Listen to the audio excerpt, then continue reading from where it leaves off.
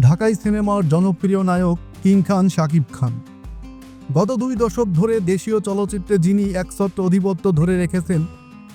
বিশেষ করে 2023 সালের ঈদুল আজহায় মুক্তি পাওয়া প্রিয়তমা সিনেমার মধ্য দিয়ে যেন নতুন এক শাকিব খানকে খুঁজে পাওয়া গেছে। প্রিয়তমা দিয়ে ব্যাপক সাফল্যের পর তুফান, বরবাদ, তাণ্ডবের মতো একের পর এক দর্শকপ্রিয় সিনেমা উপহার দিয়েছেন এই অভিনেতা। আসছে ঈদে সোলজার সিনেমাটি মুক্তির অপেক্ষায় রয়েছে, যা নিয়ে অনুরাগীদের উন্মাদনাও চরমে।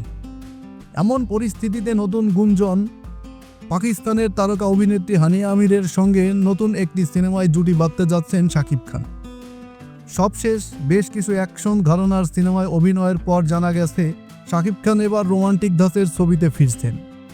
আর এই ছবিতেই একজন পাকিস্তানি নায়িকার সঙ্গে জুটি বাঁধতে পারেন তিনি। চলতি বছরেই কোনো রোমান্টিক ছবিতে এমনটাই দেখা যেতে পারে বলে অভিনেতার ঘনিষ্ঠ সূত্র নিশ্চিত করেছে। ইতিমধ্যেই পাকিস্তানের কয়েকজন নায়িকার সঙ্গে নাকি যোগাযোগও করা হয়েছে। অন্য একটি সূত্র বলছে শাকিব খানের সেই নায়িকা হতে যাচ্ছে হানিয়া আমির। জানা যায় গত আগস্টেই হানিয়া বাংলাদেশে আসার আগে শাকিব খানের সঙ্গে সিনেমা নিয়ে প্রাথমিক কথাবার্তা বলেছিলেন। অভিনেত্রীর টিমও শাকিব খানের সিনেমায় কাজ করার প্রসঙ্গে বেশ আগ্রহী, কিন্তু এখনও কোনো সিনেমায় হানিয়া চুক্তিবদ্ধ হয়নি। এছাড়া শাকিব খান রাফসান-দা ছোট ভাইকে বলে, তুমি আমার নায়িকার সঙ্গে ভিডিও করেছো আপকামিং নায়িকার সঙ্গে, যেটা জল্পনা আরও বাড়িয়ে দিয়েছে। কিন্তু এখনও কোনো সিনেমায় চুক্তিবদ্ধ হননি শাকিব খান ও হানিয়া আমির।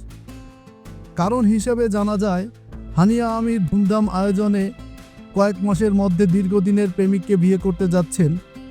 বিয়ের আনুষ্ঠানিকতা সম্পন্ন হওয়ার পর সময়সূচি মিললে তাকে শাকিব খানের সঙ্গে দেখা যাবে।